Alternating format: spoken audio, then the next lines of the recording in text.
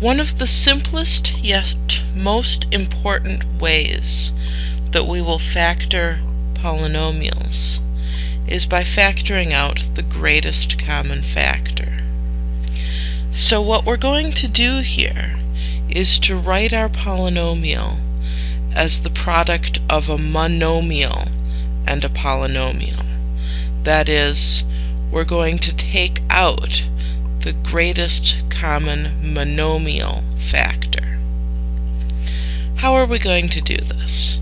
So let's say we want to factor out the greatest common factor from the polynomial 20uv squared minus 16uv plus 28u. We want to take out the greatest common factor from this polynomial. Our first step is to find the greatest common factor of the terms.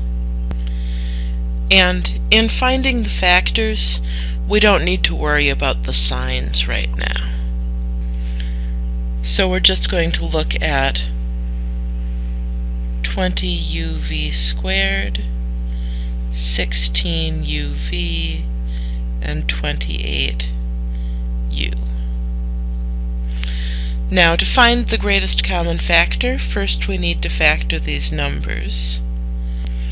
Okay, and now 2 is a factor of each monomial. The lowest power is 2. 5 only shows up once. We'll have 5 to the 0. I'm not going to write that down. U is a factor of each. It's to the first power in each one. And V is a factor of the first and second monomial, but not the third. So I'll have a V to the 0. Again, I won't write that down. And 7 only shows up over here. I would have a 7 to the 0. I'm not going to write that either. What do I have then? I have 2 squared times u. So that's 4u. Okay, how do I factor that out? Well, I'm going to divide by it. Now, I can do this with the division bracket if I like. I can say I'm dividing 4u into 20uv squared plus negative 16uv plus 28u. 4 goes into 25 times. U goes into u, nothing left. All that's left is the v squared. Plus 4 goes into negative 16, negative 4 times. U goes into u, nothing left. All that's left is the v.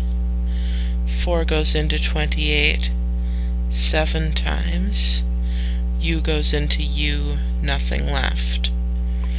So my 20uv squared minus 16uv plus 28u, that's equal to 4u times 5v squared minus 4v plus 7. I could have done that directly and said that my 20uv squared minus 16uv plus 28u is 4u times